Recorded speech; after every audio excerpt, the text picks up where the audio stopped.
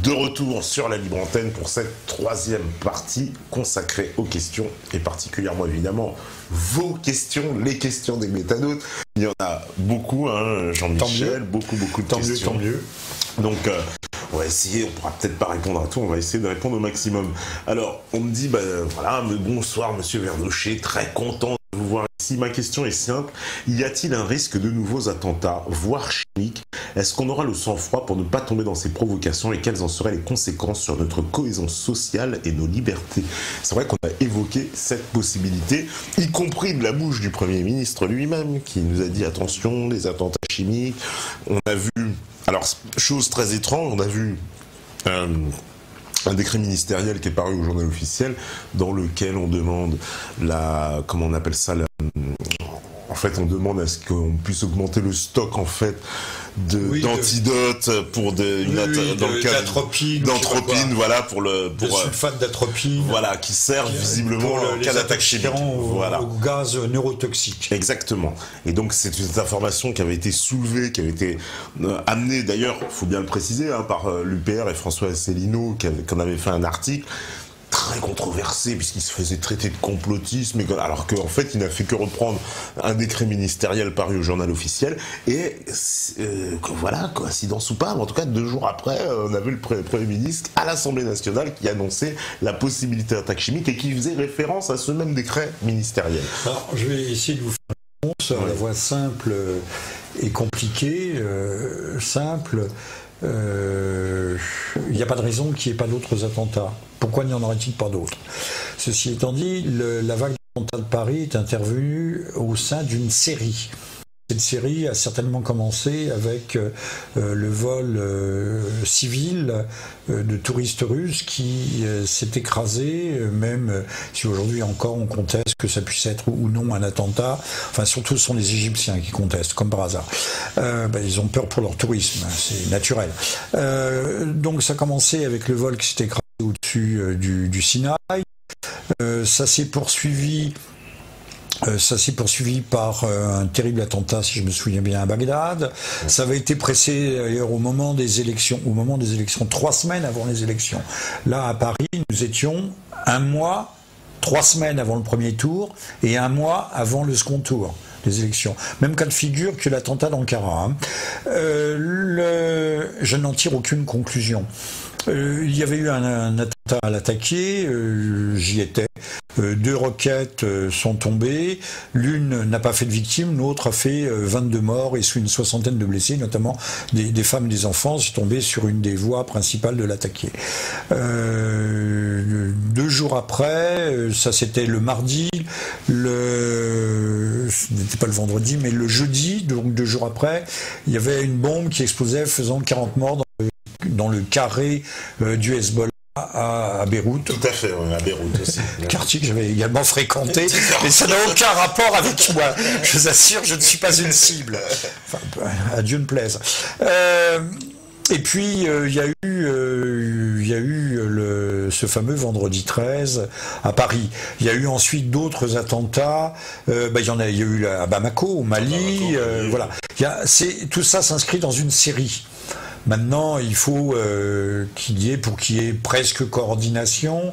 Il faut avoir planifié cette série d'attentats qui coïncide au fond, qui est une sorte de réponse au rapprochement des Français et des Russes, et surtout à l'intervention russe. Comme si on avait voulu à la fois détourner l'attention pour les attentats en Syrie, divertir les troupes, c'est-à-dire faire que les troupes se redéploient sur Damas, par exemple, soulager la pression qui était exercée à ce moment-là sur les troupes de Daesh, ou signifier aussi à l'opinion publique mondiale que Daesh n'était pas mort et qu'il était tout opérationnel et qu'il était capable de porter des coups qui faisaient mal. Ça, c'est une chose. Maintenant, pour l'avenir, je ne suis pas Cassandre, je ne suis pas prophète, encore moins prophétesse. On ne sait pas au fond qui sont les véritables commanditaires de ces attentats.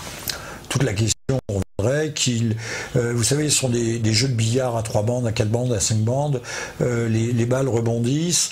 Ne pas oublier que ces djihadistes, takfiristes, terroristes que l'on a poursuivis, que l'on a abattus, ne font que des sortes de mercenaires.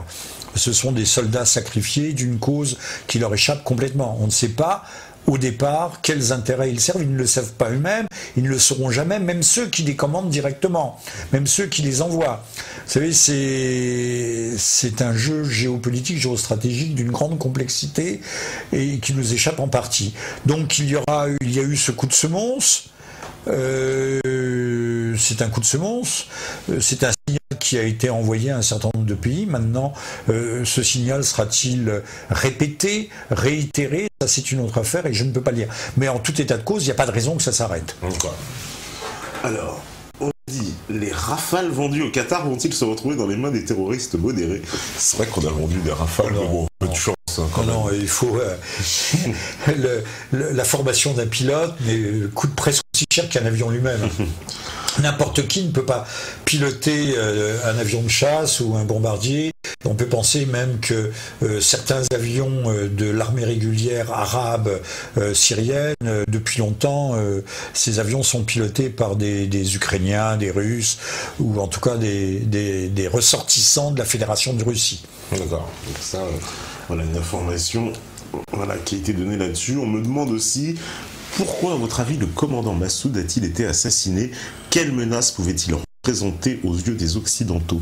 Il ne représentait certainement aucune menace.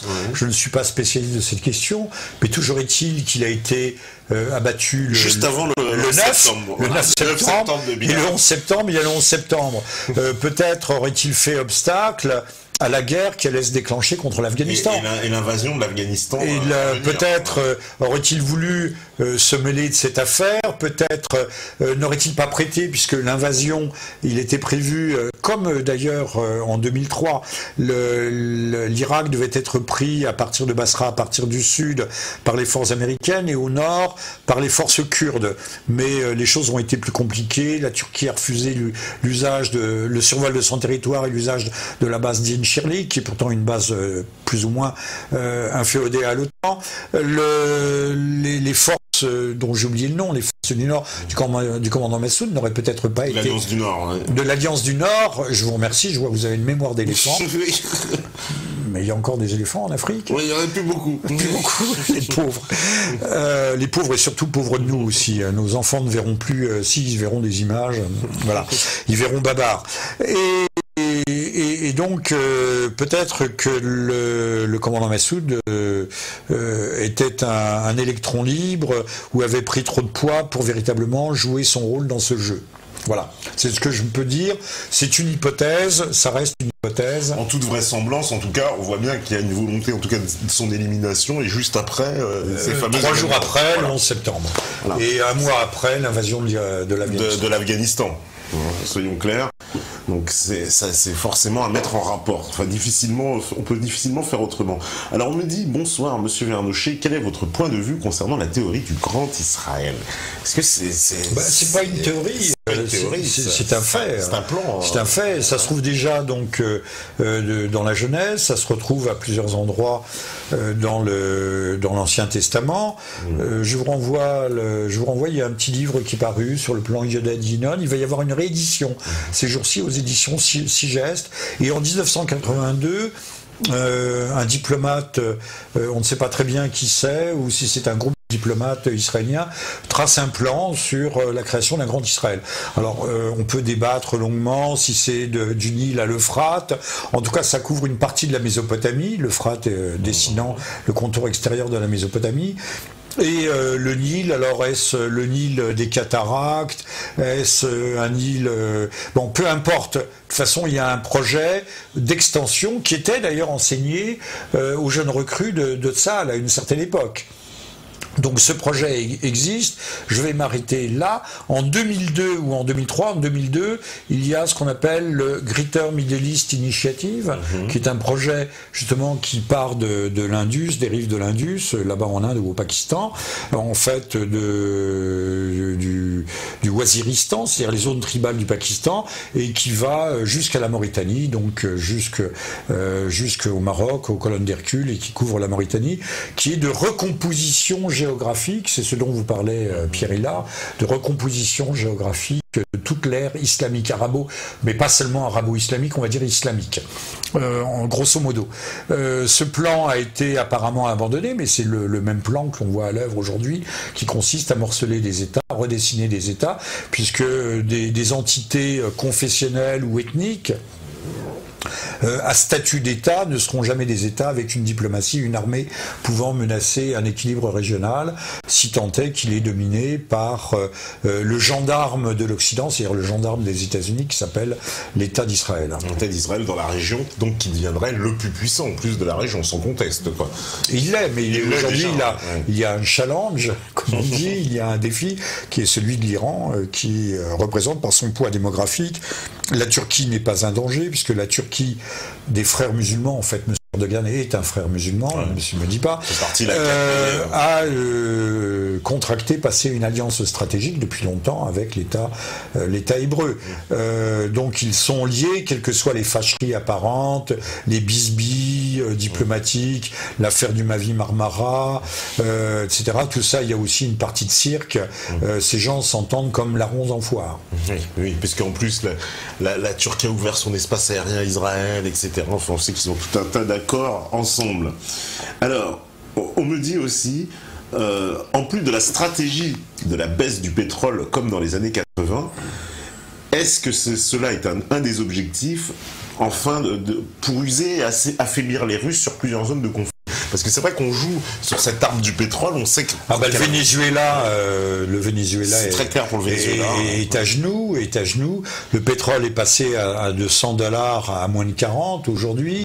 Enfin, là aussi, grosso modo, la Russie souffre considérablement, l'Iran souffre considérablement, les États-Unis également, mais parce que nous sommes sous le seuil de rentabilité des gaz de schiste. Mais de l'autre côté, ils exportent leur gaz et leur pétrole de schiste bitumineux, de sable bitumineux. Ils ont de quoi attendre. Et puis ils ont surtout la planche à billets, qui coûte les fameux dollars, qui ne coûte le prix du papier et de l'encre à imprimer. Et donc tous les déficits, ils les comblent en injectant des doses massives de dollars qui est maintenu par les échanges pétroliers, puisque c'est la monnaie, c'est le pétrodollar et la monnaie des échanges énergétiques dans le monde. Et on sait que le dollar étant un fondement de cette puissance, sinon le fondement de la puissance américaine, donc chaque pays qui envisagerait de modifier ce système de s'émanciper. On l'a vu avec la Libye, on l'a vu avec l'Irak. Ils ont eu des velléités, même l'Iran a eu une velléité de passer à l'euro à un moment donné. Parce que Saddam Hussein, c'est ce qu'il avait annoncé, visiblement. Oui, ils ont vite rabattu. Sauf que aujourd'hui, mezzo voce, c'est-à-dire en silence, la Chine songe à créer une monnaie à partir d'un panier de monnaie. Ce qu'on appelle les pays émergents sont en train très discrètement et très doucement de s'émanciper. Oui, parce qu'ils créent la banque des BRICS aussi. Voilà, la banque des BRICS. Enfin, on ne va pas entrer dans ces détails techniques.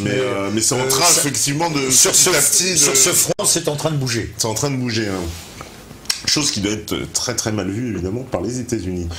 Alors, on me dit, concernant... bonsoir, monsieur Vernochet, concernant la Syrie, que pensez-vous des infos que l'on reçoit, comme quoi des groupes de l'armée syrienne libre ont rejoint des troupes de l'armée de Bachar el-Assad? Ça, c'est vrai, on a eu cette info-là. Qu'est-ce qu'on doit en penser? On nous explique que maintenant, il y aurait... D'ailleurs, c'est une info qui a été donnée par les Russes, si je ne m'abuse, qui explique que, finalement, il y aurait des collaborations. Alors, je n'ai pas de... Mais ça serait, à mon avis, marginal. Les groupes de l'armée syrienne libre rejoignent plutôt les groupes d'Al-Nosra. C'est plutôt ça, l'information.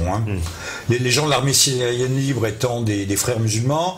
Il ne faut pas oublier que dans les années, quand je vais dire une bêtise, dans les années 80, le président Hafez el-Assad, donc le père de Bachar, a étrié, a massacré. Alors on dit 10 000 morts, d'autres disent 20 000, mais en tout cas les frères musulmans se sont tenus quoi pendant les 20 années suivantes.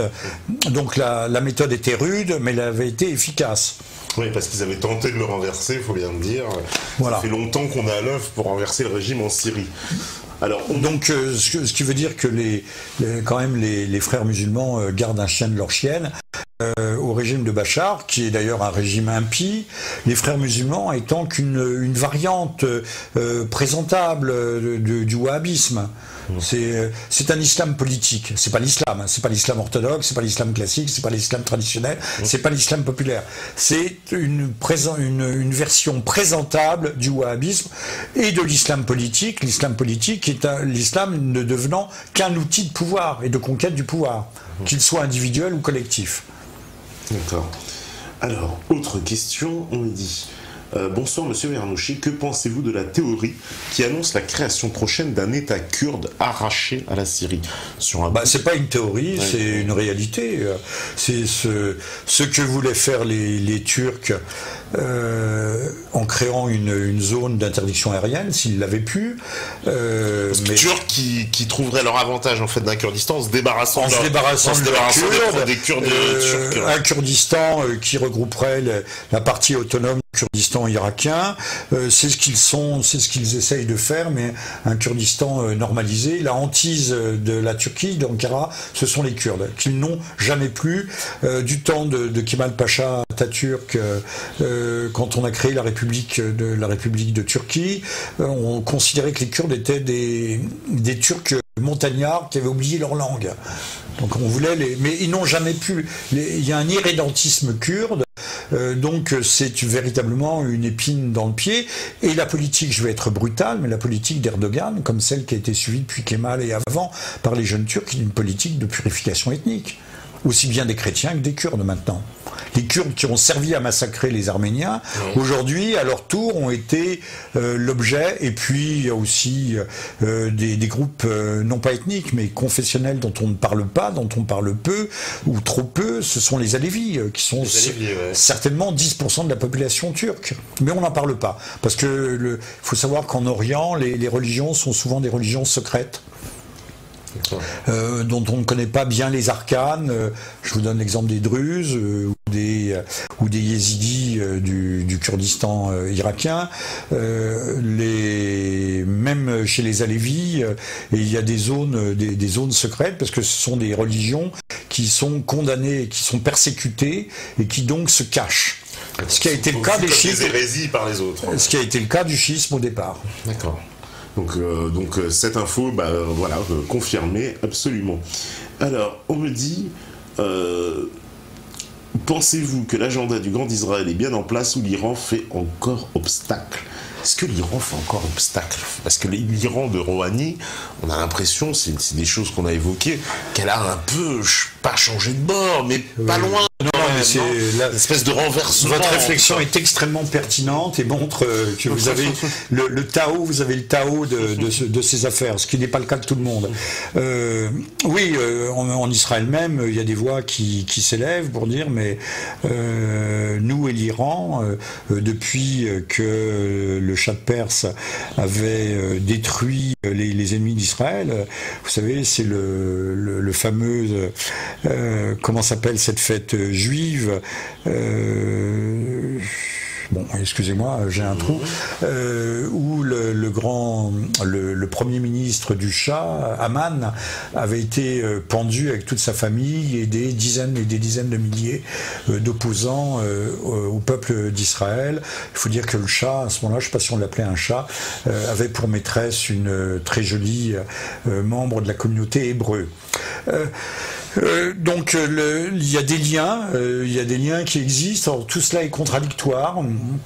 ça serait à tort que l'on croirait que tout le monde est du même avis, que tout le monde est ennemi de l'Iran en Israël. Beaucoup voudraient retrouver une alliance, susciter une alliance, et puis en Iran même, il y a des clans occidentalistes représentés par Rouhani, mais le clan Ahmadinejad, qui est un clan mystique, qui appartient à Ahmadinejad, appartenant à une confrérie messianique, lui aussi, qui pense très fort à la confrontation, à Armageddon, pour faire toujours revenir le Messie. Il n'y a pas que nos amis les évangélistes américains qui pensent à cela. Eux ne veulent pas rayer Israël de la carte du temps, ce qui ne veut rien dire d'ailleurs, mais sont prêts à une confrontation, non pas avec Israël, mais avec l'Occident en général. Donc on a des flux et des reflux. Il ne faut pas croire que tout soit blanc ou noir et que les pays, les États, les gouvernements forment des blocs monolithiques. Donc il y a il y a des visions qui s'opposent au sein. Et alors, comme à Washington, à un moment donné, il y a le clan des faucons on peut arriver au bord de la guerre et tout d'un coup retomber de l'autre côté. Il y a des équilibres de rapports de force qui sont extrêmement précaires, instables et qui peuvent changer à tout moment. D'accord. Un peu la ligne, voilà. Quand le gouvernement alors, si on a Madame Clinton, par exemple, on va avoir, ça sera la ligne dure des sionistes messianiques parce qu'il ne faut pas croire, le sionisme n'est pas un athéisme ou un laïcisme. C'est, puisqu'encore une fois, la création de l'État d'Israël, du retour du peuple juif en terre d'Israël, est l'aboutissement d'une prophétie. D'accord.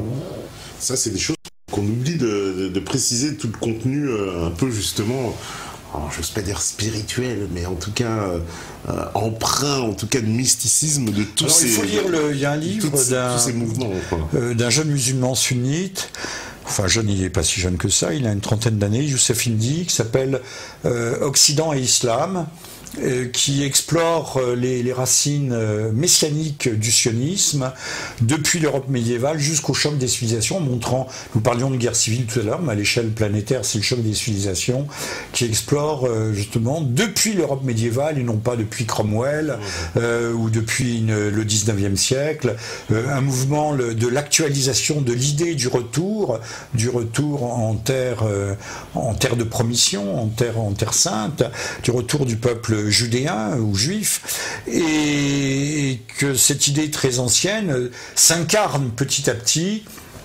d'ailleurs contre le mouvement marxiste qui lui voulait, Marx dans sa réflexion sur la question juive, voulait réellement l'émancipation du peuple juif, mais il ne la voulait qu'à travers l'émancipation de l'humanité tout entière. Donc lui déjà, Marx voulait la gouvernance mondiale et la révolution mondiale. Il voyait plus loin. D'accord. Ça fera plaisir à tous nos amis marxistes. Je suis désolé pour eux, et qui relisent. On trouve actuellement, il y a une réédition de la question juive vue par Marx. Il le dit en toutes lettres. Et d'ailleurs, on sait que Lénine et Trotsky n'aimaient pas beaucoup les sionistes, même pas du tout, parce qu'eux aussi voulaient la révolution universelle. D'accord. Donc pour les mêmes raisons que Marx. Pour les mêmes raisons, hein. Lénine qui était d'origine juive aussi, il faut le rappeler, Trotsky aussi. Anciennement, il avait un grand-père, il était aussi kalmouk, c'était un curieux personnage.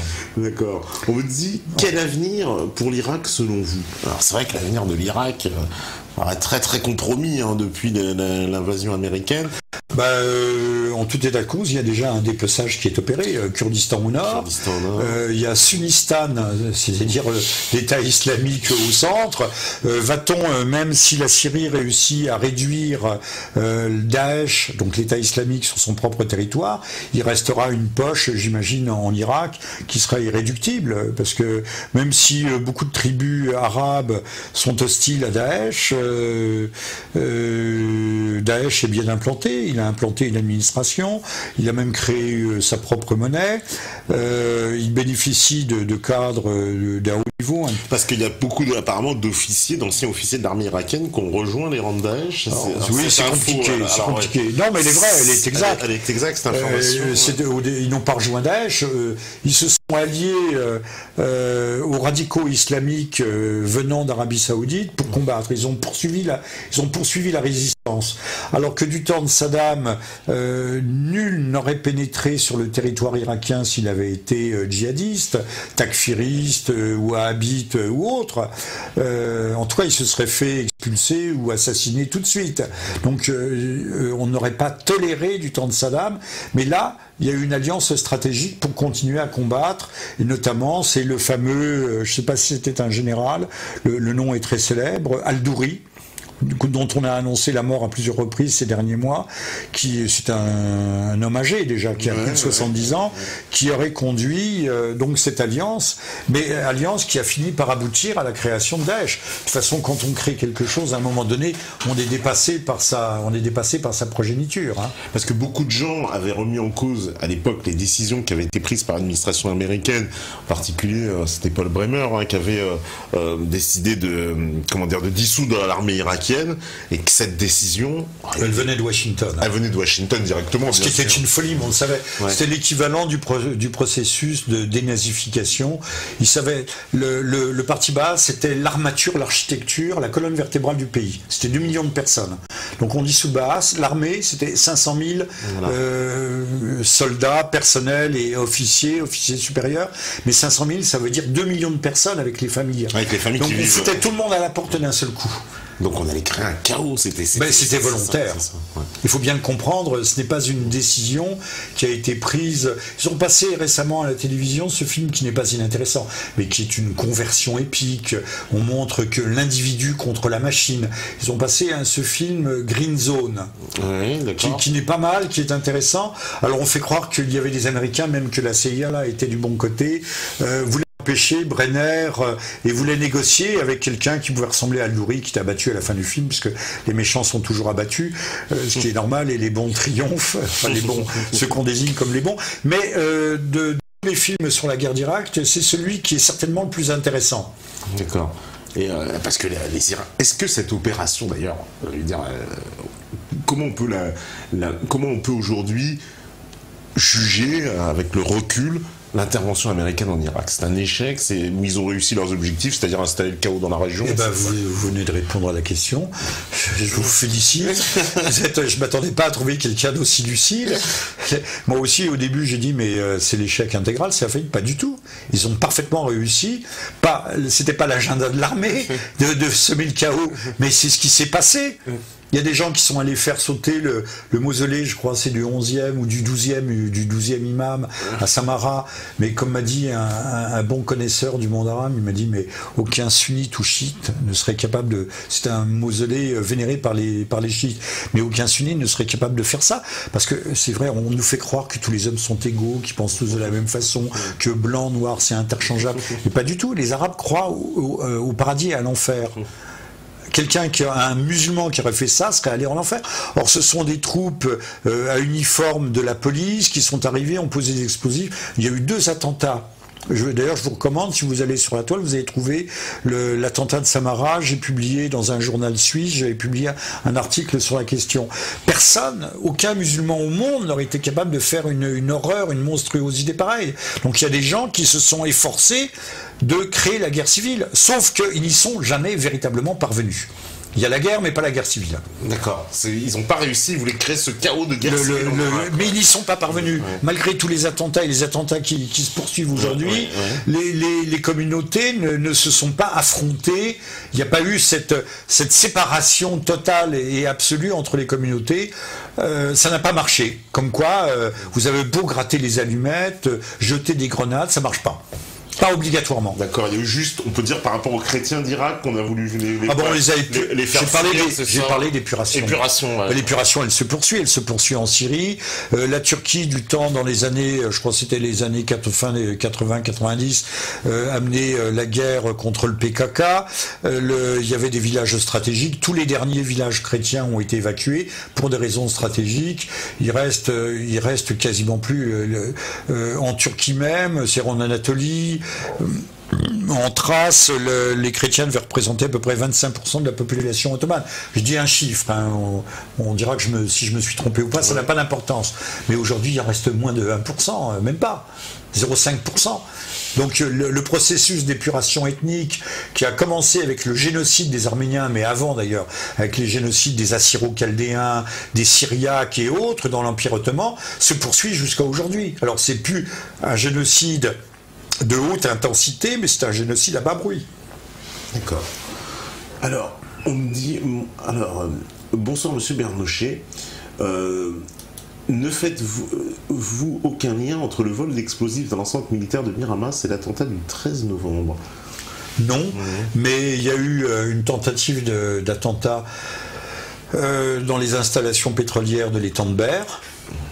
À 500 mètres de distance, il y avait des explosifs sur des cuves. L'une n'a pas marché, il n'y a pas eu d'incendie. Là, l'étang de Berre, c'est pas loin du dépôt d'explosifs de Miramas. Et curieusement, en Chine, il y a eu, dans je ne sais plus quel port, il y a eu des cuves aussi qui ont sauté avec des explosions simultanées à plusieurs centaines de mètres. Ouais. Là aussi, il y a un modus operandi. Alors, je tire pas de conclusion, mais ça c'est pas. Et là, ça a marché puisqu'il y a eu des centaines et des centaines de morts. Il y a eu des gaz toxiques qui se sont développés, ça a été tout à fait dramatique. La presse, évidemment, s'est pas attendue. Il devait y avoir un match de foot ce jour-là, beaucoup plus important. Excusez-moi pour les footeux. Excusez-moi. Bien sûr, non, mais il devait y avoir du tennis à Wimbledon ou à Roland-Garros. Et donc, on ne parle pas trop de ces choses. Puis c'est loin, donc ça nous concerne. Oui, c'est ça, c'est-à-dire c'est eux qui ont décidé, mais finalement. Sauf qu'il y avait, encore une fois, une espèce de similitude, d'analogie, je ne vais pas plus loin que ça, avec l'affaire de l'étang de Berre qui avait foiré, et avec le vol, mais là, non, c'était de l'artisanat, tandis que là, on sait très bien si les armes sont arrivées de Floride ou du Kosovo, que ce ne sont pas les mêmes filières. D'accord. Alors, autre question, on me dit... quelle serait votre solution idéale et quoique concrète pour nous débarrasser pacifiquement et avec force de la hiérarchie occulte qui nous écrase? Alors en deux mots, je vais pas. En deux mots d'ailleurs. Je vais pas. Oui, merci. Je suis peut-être un peu trop long. J'aime bien avec force, mais pacifiquement. Il faudrait peut-être traîner Monsieur. Il y a des gens qui pensent Monsieur Sarkozy en cour de justice internationale, devant la Cour pénale internationale pour ses crimes contre l'humanité en Libye. Également, si on regarde bien les transgressions de la Constitution, Monsieur Hollande. Et son équipe, pas seulement les Fabius et autres et consorts, devraient pouvoir être traduits en haute cour de justice pour les manquements à leurs fonctions, leurs trahisons même, les transgressions. Il y a des gens qui pensent, qui le disent, mais maintenant il faudrait passer à l'acte. Voilà, en deux mots. D'accord. Parce c'est vrai, on a reçu un député ici, on lui a demandé pourquoi les députés avaient une telle passivité devant toutes ces informations. Parce que ils vont à la soupe, ils sont à l'étable. N'oublie pas, ils sont grassement payés, ils ont des retraites en or, pourquoi se ferait-il chier? Oui, c'est vrai. Franchement. Pourquoi remettre tout ça en cause, perdre ses avantages? Alors, on me dit... est-il vrai que l'armée arabe syrienne ne contrôle que 10% du territoire de la Syrie d'avant-guerre? Alors ça c'est un faux... Oui, 10% je sais pas, non, certainement, certainement beaucoup plus, ouais. Mais ils contrôlent quand même les zones les plus stratégiques, la bande côtière, les zones qui sont irrigables, cultivables et autres, et les zones... Parce qu'ils contrôlent le désert, Daesh, c'est ça, voilà, les plus désertiques visiblement. La steppe désertique, donc des zones, mais riche en pétrole, c'est sûr. Riche en pétrole, voilà. Donc il y a beaucoup moins d'habitants, on va dire, sous l'autorité de Daesh que sur celle du gouvernement syrien légal, quoi. Et j'en voyais lors des évacuations à Homs, fugacement, parce que tout ça est fugace, on va pas tendre le micro, le micro-trottoir à des gens. Il y avait une brave femme qui disait « Ah, si ça pouvait revenir comme avant ». Et c'était une sunnite, j'imagine, se revenir comme avant. Ces gens étaient peut-être pas monstrueusement heureux dans un pays, mais qui de toute façon, une dictature pas plus dure qu'une autre. J'ai voyagé en Syrie dans les années 2000. c'était un pays qui fonctionnait, qui tournait. Pourtant, le père Hafez el-Assad était là, était certainement beaucoup plus dur. Alors c'est vrai qu'il y avait une corruption énorme. Mais dites-moi où il n'y a pas de corruption. Il n'y a pas de corruption, mais il semble que le président Bachar, en tout cas son fils, il a entrepris. Ça va mieux. Il a pris des réformes, il a essayé de faire des choses, mais le parti Baas reste toujours le pilier central de l'État, mais aujourd'hui le pouvoir est quand même beaucoup plus partagé. Il y a une véritable opposition intérieure qui a le droit d'ouvrir sa gueule. On sait que la dictature, c'est ferme-la, et la démocratie, c'est cause toujours. Alors bien sûr, ça sert peut-être pas, on n'est plus tout à fait dans la dictature et pas encore dans la démocratie, mais c'est vrai que si vous allez à Damas, alors les gens vivent, d'ailleurs m'impressionnent, parce que les jeunes gens vivent leur vie, alors ils boivent pas d'alcool, certes, mais ils vivent leur vie peut-être mieux encore que certains des jeunes gens de la classe de la moyenne bourgeoisie ou de la classe aisée chez nous. Tout le monde n'est pas malheureux. Et je suis allé à 300 km de Damas, donc jusqu'à l'attaquer. J'ai vu les traces de la guerre, mais j'ai vu des villes vivantes, des gens. J'ai vu une boutique qui tourne, j'ai vu un pays qui tourne malgré la guerre. Et des Syriens qui, justement, sur ton expérience, qui sont quand même derrière leur gouvernement, qui soutiennent aujourd'hui, leur gouvernement. Oui. Sunnites, alaouites, chrétiens, druzes, on soutient le gouvernement. Parce qu'on pense que c'est c'est le dernier rempart contre... ce sont les bandes d'islamistes derrière. Bachar est ce qu'il est, mais si Bachar part, ça sera le chaos comme en Irak. Voilà. Irak, Libye, parce qu'en plus, j'imagine que ces peuples-là, que certainement nos médias prennent pour des imbéciles, mais ils ont l'expérience de voir ce qui s'est passé ailleurs. Mais ils l'avaient, c'est ça qui a peut-être aussi permis à la Syrie de tenir, parce qu'ils se sont dit, regardez ce qui est devenu l'Irak, on ne veut pas devenir comme eux. Comme la Libye, ils voient très bien que si, en fait, Bachar tombe, c'est terminé, c'est place au chaos. Alors, donc il y a une idéologie patriotique réelle, et cette idéologie patriotique a été soudée par ce qu'ils appellent le sang des martyrs. Le sang des martyrs étant tous les soldats qui sont tombés de toutes les confessions. Chrétiens, sunnites, chiites, parce qu'il y a aussi des chiites, il n'y a pas seulement que des alaouites qui sont assimilés aux chiites, mais c'est plus compliqué que ça. Druzes, tout le monde est tombé au champ d'honneur, à la guerre, tout le monde a souffert, et donc tout ça a ressoudé la nation. L'année dernière, donc il y a un an, quand il y avait eu un référendum constitutionnel, un changement de constitution. Je me trouvais à Beyrouth au moment où on annonçait les résultats, et les réfugiés syriens pavoisaient dans la rue. Et tous n'étaient évidemment pas chiites, ils pavoisaient parce qu'ils pensaient que le régime de Bachar lui-même et le régime de Bachar était la seule solution aujourd'hui qui s'offrait pour sauver le pays. Ouais, parce que ce qu'on a constaté, c'est que même des gens qui faisaient partie de l'opposition il y a quelques années se sont rangés maintenant du côté du gouvernement parce qu'ils disent c'était mieux avant. Voilà. C'était mieux avant. Mais les Irakiens vous diraient la même chose, sauf ceux qui étaient fanatiquement opposés à Saddam Hussein. Ils disent mais enfin bon. On vivait, on avait de l'argent, on mangeait, vous pouviez vous promener à Bagdad en pleine nuit durant l'embargo, il n'y avait quasiment pas de policiers. Et en tout cas, sauf à une époque où la criminalité s'est développée, mais avant il n'y avait pas de criminalité, ça n'existait pas. Il y avait un criminel, il était pendu tout de suite. Comme ça, l'affaire était réglée. On était tranquille. Il n'y avait pas de viol, il n'y avait pas... Parce que là, c'est le chaos qui s'est installé dans tout l'Irak, clairement, depuis l'invasion américaine. Ça c'est clair, oui. L'Irak a été atomisé. Alors, on me dit encore, bonjour, Monsieur Vernochet, nous connaissons le fossé qui sépare la vision occidentale de Daesh et la réalité. Qu'en est-il des soldats de l'État islamique ou de l'ASL? Pensez-vous qu'une révolte au sein de ces entités est possible? Ou bien le fanatisme, la peur et les effets du Captagon sont-ils trop puissants?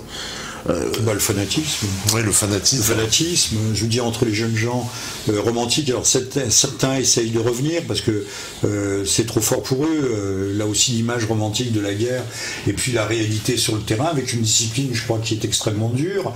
Certains se font exécuter, considérés comme des traîtres d'ailleurs. Donc tous ne peuvent pas repartir. Ou alors s'ils repartent, c'est peut-être s'ils sont exfiltrés, c'est peut-être pour venir perpétrer. Oui, parce qu'il n'y a plus de retour en arrière, j'imagine. Oui, d'une certaine façon, il n'y a plus de retour en arrière. C'est comme un groupe mafieux. Pour ce que j'en sais, donc le fanatisme l'emporte surtout. Ils ont le paradis au bout du fusil. Quand j'ai visité ce camp enfin je n'ai pas visité le camp de repenti, je suis resté à l'extérieur.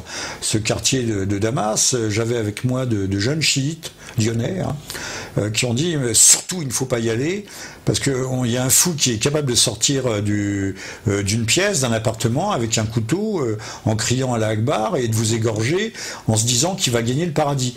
Là aussi, tous les hommes ne sont pas égaux, il y a des mentalités qui nous échappent complètement. Ça vous viendrait pas à l'idée de faire ça? Oui, non. Moi non plus, mais il y a des gens qui croient dur comme fer. Vous tuez un mécréant, vous gagnez le paradis. Il faut comprendre qu'il y a des gens qui le vivent. Donc comment, vous savez, c'est dur de lutter contre ça. Parce qu'ils pensent en plus forcément qu'ils ont raison. Alors on me dit, bonsoir monsieur Vernochet, pensez-vous que le pouvoir financier mondial profite de la chute de son système financier pour asservir toute la population du monde, autochtone y compris, à un nouvel ordre mondial, créateur de conflits meurtriers pour assurer sa pérennité? Parce que c'est vrai qu'on a l'impression que ce chaos masque la situation. C'est pas sa pérennité. Ouais. Le nouvel ordre mondial tente de s'instaurer. Il s'instaure d'ailleurs à bas bruit. Il y a le fameux TAFTA, le traité commercial transatlantique, mais il y a aussi l'ALENA qui part du Canada, qui va jusqu'au Mexique et peut-être, je n'en sais plus rien au-delà. Le rouleau compresseur de l'unification du marché, vous mettez un grand U, le marché unifié mondial est en train d'avancer. Et qui dit marché mondial dit structure de gouvernement ad hoc. Ce traité qui est un traité bidon, ce faux traité qui a été signé samedi soir à Paris, le 12, est déjà le premier grand traité universel et qui met sous tutelle, comme l'OMS met sous tutelle, puisque l'OMS a un pouvoir exorbitant, qui est capable de mettre des populations, on l'a vu en Afrique récemment, de mettre des populations entières, des pays entiers, au prétexte d'Ebola, en quarantaine. On peut faire vacciner, on a essayé avec les Français, ça n'a pas marché, pas très bien en tout cas, de les faire vacciner. Oui, en masse. On montre bien qu'on devient véritablement du bétail, mais ça avance résistiblement. J'ai écrit il y a quelques années un livre qui s'appelait Iran, la destruction nécessaire. Destruction, ça ne veut pas dire qu'on doit atomiser, mais il y a des gens qui y pensaient, qui pensent toujours, en disant Téhéran est une cuvette, une bonne bombe atomique là-dessus. Voilà. Si vous allez sur les sites, vous trouverez, il y a des gens assez curieux pour penser ça, ouvertement. Et eux, ils ne sont pas traînés devant les tribunaux. L'objet aussi du rapprochement avec Rouhani et autres, de l'occidentalisation partagée, c'est pas le clergé non plus, les ayatollahs qui y sont opposés. Il faut pas croire. Il y a des ayatollahs corrompus qui touchaient à leur pot de vin sur les ventes de pétrole. Vous avez beaucoup d'ayatollahs, on pourrait croire que le clergé chiite est profondément anti-question occidentale. Ça, c'est une connerie. C'est complètement une idée controuvée. Donc, il faut que le boa mondialiste digère l'Iran. Donc détruire l'Iran, c'est le digérer, c'est le réintégrer dans le marché mondial. D'ailleurs, après la signature du traité avec les États-Unis, on a vu se précipiter les hommes d'affaires français. Oui, d'abord le ministre Fabius, tout honte bu, qui est allé faire des risettes. Et puis au mois de septembre, là, on a vu une centaine essayer de regagner les marchés qu'on a perdus. Les Iraniens sont bien sympas s'ils nous les rendent, parce que là, je pourrais vous en raconter long là-dessus. Donc c'est réintroduire, réinjecter l'Iran, le remettre dans la grande mouvance mondialiste. Les Iraniens, ils sont prêts. Vous savez, les jeunes gens, on boit de l'alcool à Téhéran, les jeunes gens se réunissent et font des rêves, parties ou autre chose. En dehors de Téhéran, en tout cas, la classe aisée... La classe aisée a une volonté de s'occidentaliser. On trouvait, quand j'étais à Téhéran, j'avais vu un Mac Air, vous savez, les tout petits Mac ultra légers, les Mac Air étaient déjà à Téhéran avant d'être à Paris. D'accord. Ça vous dit, hein. Contrairement à ce qu'on croit, d'accord. Bah, c'est pas du tout des arriérés. Donc il faut. L'Iran est un très grand marché, deuxième producteur de gaz ou troisième, et même chose pour le pétrole. Enfin, sont des ressources, le cuivre au Baloutchistan, enfin pas au Baloutchistan, dans la partie orientale qui jouxte le Baloutchistan, qui touche le Pakistan, et la partie orientale s'appelle le Baloutchistan, le pays des Baloutches, l'équivalent des Pashtuns du Nord. C'est prodigieux, l'Iran, c'est un marché de 60 millions d'âmes. Donc le nouvel ordre économique mondial a bien besoin de marcher comme ça.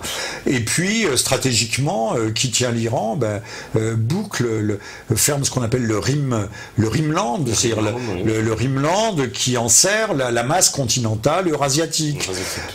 Donc d'un point de vue géostratégique. En plus, il leur manque que l'Iran et la Syrie finalement dans ce jeu mondial, puisque le Pakistan sous domination américaine, la Syrie, parce que ce sont les couloirs d'acheminement du pétrole, pas tant pour le pétrole syrien, mais que les couloirs qatari et saoudiens. Oui, et puis il faut irriguer Israël.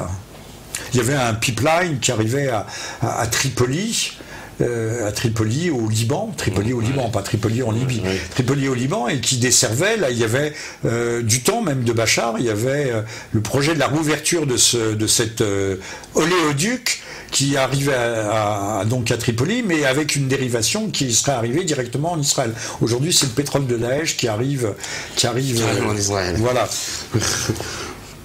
Alors, on me dit aussi, Monsieur Vernochet, quel ouvrage pouvez-vous nous recommander, tant historique que géopolitique, pour mieux comprendre ce qui se passe actuellement entre nos États-nations ?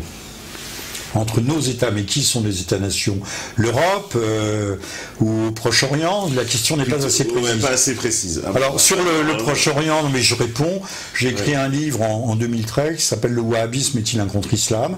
pour comprendre que le wahhabisme, l'idéologie de Daesh, la doctrine officielle de Daesh, c'est un islam totalement déviant qui est en dehors de l'islam. L'islam, grosso modo, il y a 4 grandes écoles, dont une école très dure, l'école Hanbalite, la dernière, une école rigoureuse, mais qui n'a rien à voir avec le wahhabisme, qui est une école dissidente et que je qualifie, mais je ne suis pas le seul, de contre-islam. Donc je vous recommande Les Égarés, le wahhabisme est-il un contre-islam ? Ça vous expliquera toute la configuration politique, géopolitique de Daesh. Je pense qu'aujourd'hui, pour faire de la vraie géopolitique, il faut faire de la géopolitique eschatologique, c'est-à-dire messianique, penser aux fins dernières et aux buts qui sont au but eschatologique, au but en fait qui sont poursuivis sur le plan non pas spirituel, parce qu'il n'y a pas beaucoup de spiritualité dans le wahhabisme, mais qui sont poursuivis sur le plan religieux, on va appeler ça religieux et politique à la fois. Parce que ce wahhabisme aussi, on sait qu'il est en train de s'implanter en Occident, particulièrement en France, par le biais d'imams et de mosquées on est peut-être subventionnées. On n'est plus wahhabite en France qu'on ne l'est en Algérie. Le wahhabisme devient la nouvelle orthodoxie de l'islam. La formule n'est pas de moi. D'ailleurs, pour écrire ce livre, n'étant pas musulman, je me suis appuyé sur des oulémas, sur des docteurs de l'islam. Les avis que j'exprime ne sont pas proprement les miens. Encore une fois, pour ceux qui diraient, mais qu'est-ce que c'est que ce kafir là, qui se mêle des affaires, des jugements, des affaires. Pour comprendre l'islam, il faut être musulman. Je répondrai aussi que il n'y a pas de pire ignorant, on n'est pas plus ignorant que celui qui croit savoir. D'accord. Alors je vais prendre une dernière question parce qu'on arrive à la fin. Qu'en est-il des civils qui sont aujourd'hui dans la Syrie occupée ou l'Irak occupé? Y a-t-il beaucoup de terreur et y a-t-il des actes de résistance? C'est vrai que ces populations qui sont gérées, ils sont gérés. Même s'il y a des chrétiens, ils payent le tribut. C'est ça, donc il y a une administration Daesh. Il y a une administration. Daesh ménage aussi ses techniciens pour l'extraction du pétrole. Ils en ont même fait revenir, ils les payent grassement. On a besoin, ils sont pas bêtes, les ingénieurs, les techniciens, les ouvriers spécialisés dans le pétrole ou dans d'autres domaines, dans l'administration. Simplement, il faut se soumettre à des règles qui sont très dures. Il suffit d'égorger en place publique un certain nombre d'individus. Ça fait de l'exemple, tout le monde se tient tranquille. C'est pas... Oui, parce que ça, c'est une des techniques de Daesh. Ils arrivent la politique de terreur n'est pas forcément une politique stupide. Ça permet de gagner beaucoup de temps et ça met tout le monde au pas. Mais il faut dire que Daesh a rien inventé en la matière. Les Français aussi coupaient les têtes. C'était dans les années 30, je crois, le général Gouraud, quand il y a eu des troubles en Syrie, le général Gouraud est remonté en Turquie jusqu'à Gaziantep. Et quand je suis passé à Gaziantep à la fin des années 60, on se souvenait, il n'y avait pas d'étrangers qui étaient. À ce moment, c'était encore une petite ville. Aujourd'hui, c'est une mégapole presque, au sud de la Turquie. Et on se souvenait encore des têtes coupées par le général Gouraud et par ces tirailleurs sénégalais. Couper cabèche. Vous voyez, c'était la technique couper cabèche. Mais là, tout le monde se tenait tranquille. Donc on n'a pas tellement de leçons à donner aux uns et aux autres.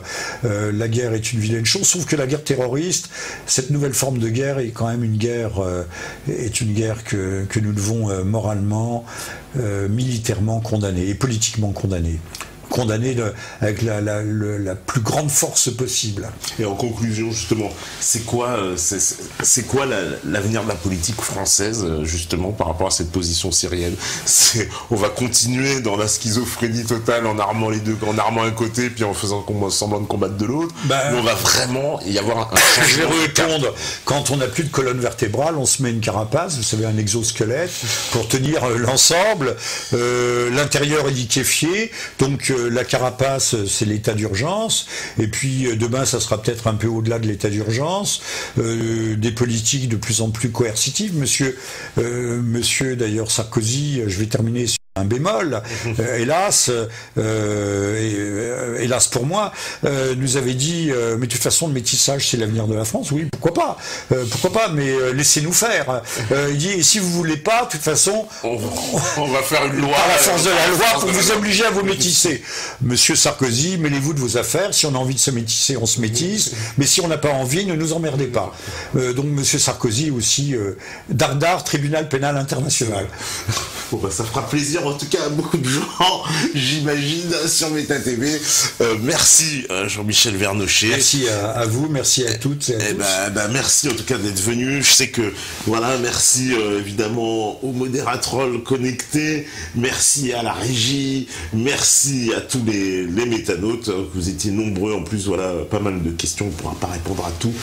Malheureusement, vous savez très bien, c'est comme ça. Alors il y avait l'homme providentiel, mais je ne parle pas de l'homme providentiel individuel, non, mais l'homme providentiel collectif. Il faut constituer une équipe d'hommes et de femmes susceptibles de prendre immédiatement en charge les affaires de l'État, donc de boucher comme on met vous savez, de l'étoupe dans un ventre blessé, ouvert par une arme de guerre.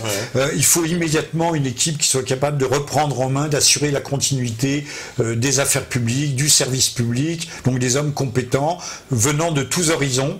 De tous horizons, mais ça, je ne peux pas le faire seul, et d'ailleurs, je n'en ai certainement pas la force. Peut-être la compétence, mais pas la force. En tout cas, nous aussi, on espère que ça se fera. Merci beaucoup, Jean-Michel. Merci à vous. Merci. Et voici, je n'aurai qu'un mot, puisque comme vous le savez à chaque fois, pour terminer, si vous écoutez ce message, c'est que vous êtes la résistance. Ciao à tous, ciao, à mercredi.